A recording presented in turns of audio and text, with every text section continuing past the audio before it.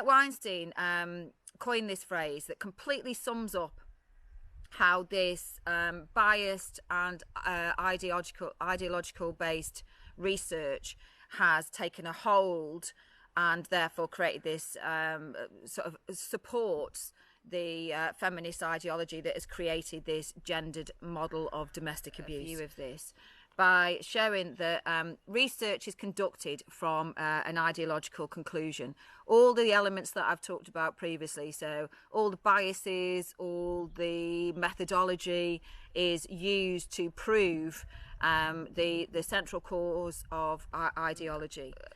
The methodology that's used would not have been published in academic journals because it's not rigorous enough.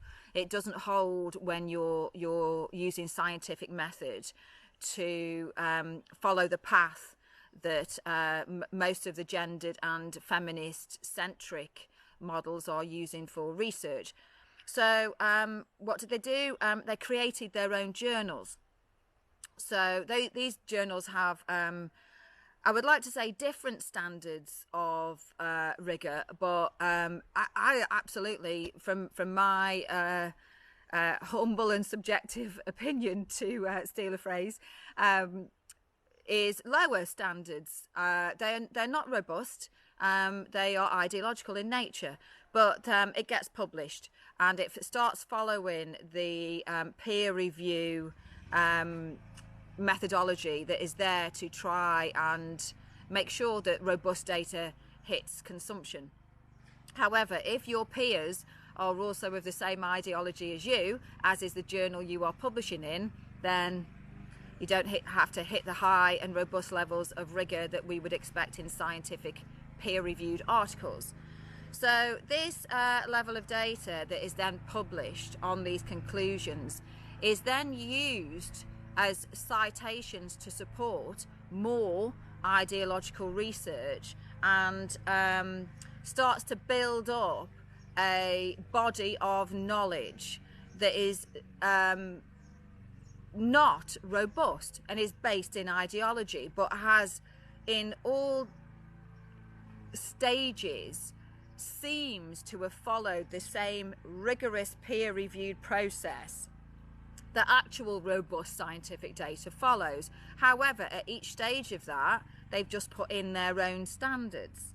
So when we've built up enough of a body of knowledge that has been peer-reviewed and published, that then gets turned into a module that is then taught in universities as a robust, peer-reviewed, scientific supported part of education, when it isn't. It's been doctored the whole way along, but that has the consequence of producing more people that are ideologically focused, who think that this is the way that scientific method is conducted, and therefore they start contributing in the exact same manner to this body of unscientific, ideological, doctored data and information and knowledge. So over 50 years this has been happening, and this cycle goes on and round and round, and hey presto, dirty science cleaned by a seemingly robust method of peer review, when quite frankly every single element of that gendered process stinks to high heaven. So it is idea laundering in the exact same way that someone would launder dirty money. The problem is that this isn't dirty money, this is dirty science that is used to educate people, that is used in the media to show the public what is happening out there. It is used to change laws, it is used to change policies, and it is used to manage funding.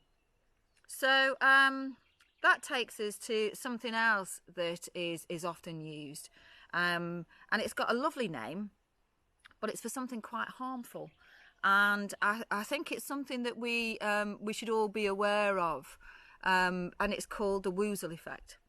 Now This is known, the woozle effect is also known as evidence by citation, and I've touched on that when we looked at idea laundering. Or a woozle occurs where frequent citation of previous publications that lack evidence misleads individuals, groups and the public into thinking or believing there is evidence, and non-facts become urban myths. One of the woozles that I find most sickening is this sentence that is often used as a sledgehammer on anyone that is disagreeing with the notion that domestic abuse is gender violence. If you disagree with that, and it's usually within 3 points, it's usually for me within 3 tweets on Twitter that I get hit with this, and it's usually just before I get an ad hominem insult. But it's usually that, yes, it is a gendered ideology, a gendered issue. Domestic abuse is a gendered issue. Then it's usually some kind of stats thrown against me that don't hold ground. And then this, which is 2 women a week are killed by their partner or ex-partner. And again, there's a slide that I hope's come up here that says, woozles used to silence debate regarding male victims of partner abuse. And I took this from Refuge's website yesterday. So this is not something that is going back in history. This is actually what they have on their website now. Refuge, incidentally, are the people that run the National Domestic Abuse Hotline. So this doesn't marry up well, does it? Especially considering that all the politicians, including Priti Patel, the Domestic Abuse Commissioner, the Victims Commissioner, are telling everyone currently in lockdown that anyone and everyone that is a victim of domestic abuse should phone this hotline. But this is what's backing up the ideology behind that hotline. So this says the facts. And the fact that I've got circled is one that I've just mentioned, which is 2 women a week are killed by a current or former partner in England and Wales alone. The title of this section says, The Facts. Now, if you look underneath that part that I've circled, you'll see that there's a hyperlink, and I urge you all to go on this website and have a look at this. That in pink where it says Office for National Statistics, that's a hyperlink that I'm going to take you to in the next slide. 2009. So for Joe Public, if you're looking at this and it says 2 women a week are killed by a current or former partner in England and Wales alone, and you've got the Office for National Statistics brackets 2019, one would be forgiven for thinking that those were the very latest statistics. But if you carry on reading, it says homicide in England and Wales ending March 2018, and in brackets average taken over 10 years. So, if you're not someone that's particularly into statistics, which most people that are visiting these websites, I would suspect that statistics are the last thing on their mind because they're looking for help. Most people on these websites are looking for help, or they are other smaller charities looking for guidance from what is supposed to be the leader in this industry. They're looking for information, and they might not have the time or the inclination to sift through the data in the same way that some nerd like me would. But if you click on that particular page, and the next slide I want to take you to is labelled the ONS data 2019. This is what it says. 1/3 of women were killed by a partner or ex-partner in the year ending March 2018. Now, I've highlighted this bit in brackets that says 33% or 63 homicides. But they are lying. They are lying about the numbers. It says 63 women were killed by a partner or ex-partner last year.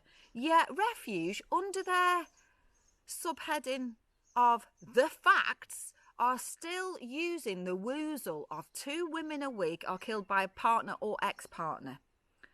Now, on this slide, you will see that when the sentence ending March 2018 ends, another one begins that says, this is the fewest number of women aged 16 and over killed by a partner or ex-partner in the last 40 years.